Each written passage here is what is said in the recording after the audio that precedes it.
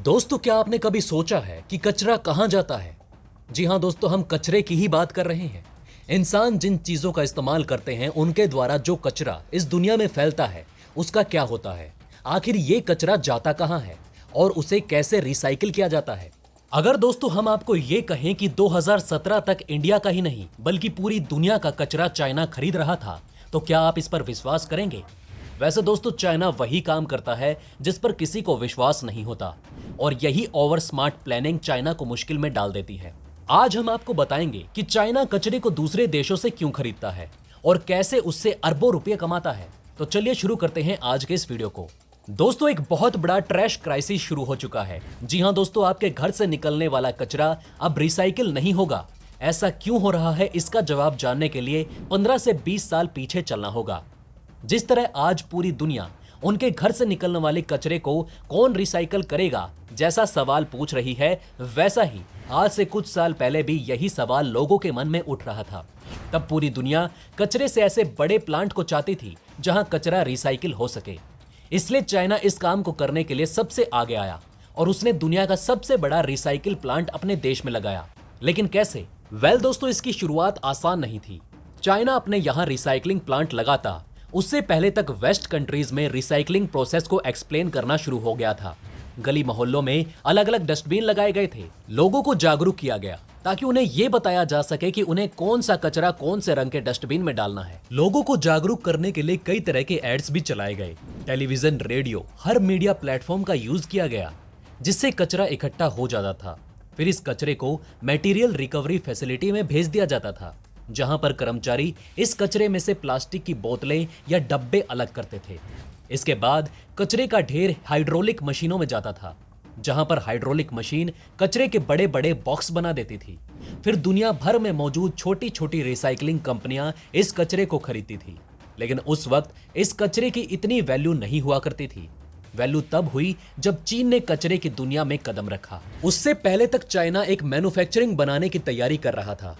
तब तक चीन बहुत सारा मटेरियल इंपोर्ट करता था, पर जब उसने देखा कि कचरे से किस तरह वो बिलियन ऑफ डॉलर कमा सकता है, तो उसे मैन्युफैक्चरिंग का अपना सपना पूरा होता दिखने लगा। इसलिए चीन ने रिसाइकलिंग का बिजनेस करने का फैसला लिया। चीन में बड़े बड़े रिसाइकिल प्लांट लगाए गए, इतने बड़े प्लांट जो दुनिया में किसी भी देश के पास नहीं थे। धीरे धीरे जब पूरी दुनिया को पता चला कि चीन दुनिया भर के कचरे को खरीदने लगा, तो सभी देश खुद अपना कचरा लेकर चीन के पास पहुंचने लगे। साथ ही चाइना इस कचरे को अच्छे दाम भी देता था। चीन उसी कचरे को रिसाइकिल करके बेहतरीन प्रोडक्ट में तब्दील करके उन्हें समय पर वापस भी भेज देता था। इस तरह चीन मैन्युफैक्चरिंग इंडस्ट्री में बढ़ने लगा। दोस्तों, आपको बता दें कि उस वक्त तक चीन में लेबर बहुत सस्ता था, वर्कर्स की वहां पर कोई कमी नहीं थी।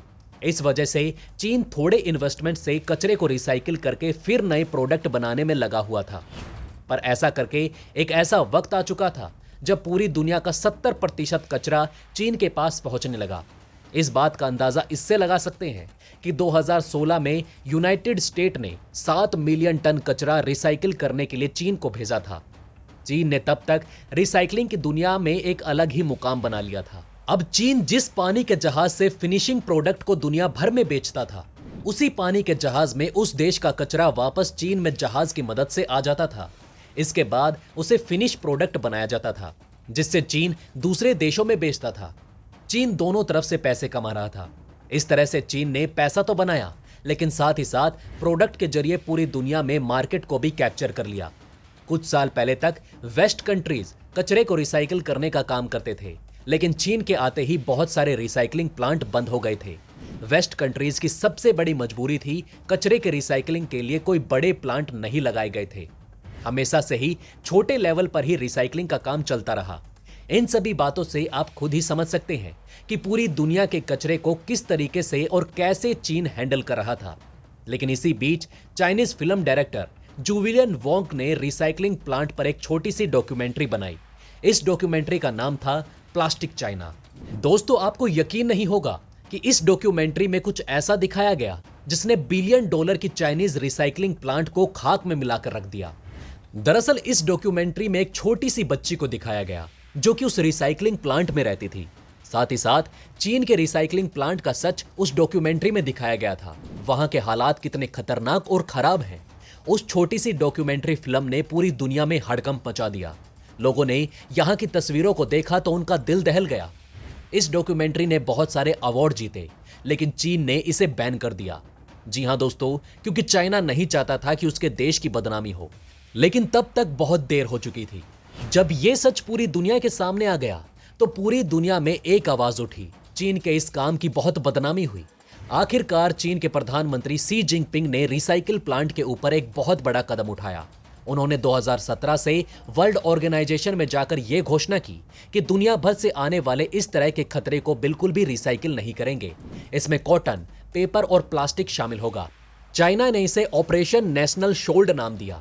इस ऑपरेशन के तहत चाइना का यह कहना था कि अब कुछ ही मात्रा में चीन दुनिया भर के कचरे को रिसाइकिल करेगा। चीन में जितना भी कचरा है वो चीन में ही रिसाइकिल होगा, जिससे फिनिश प्रोडक्ट बनाए जाएंगे। ऐसा कदम इसलिए उठाया गया था कि पोल्यूशन को कंट्रोल किया जा सके और उनके लोगों की सुरक्षा की जा सके, क्योंकि इस प्लांट की वजह से लोगों को तरह तरह की बीमारियां होने लगी थी। साथ ही चीन का वातावरण पूरे तरीके से प्रदूषित हो चुका था।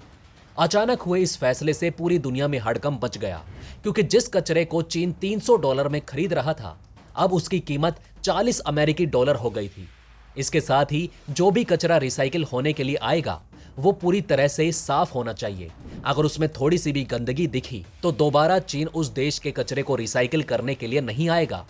इस फैसले के बाद पूरी दुनिया में ट्रेश क्राइसिस शुरू हो गया। वहीं मलेशिया और थाईलैंड के लोगों को नया काम भी मिल गया। अब दुनिया भर का सारा कचरा पहले मलेशिया और थाईलैंड में साफ होने के लिए जाता है, उसके बाद उसे चीन भेजा जाता है।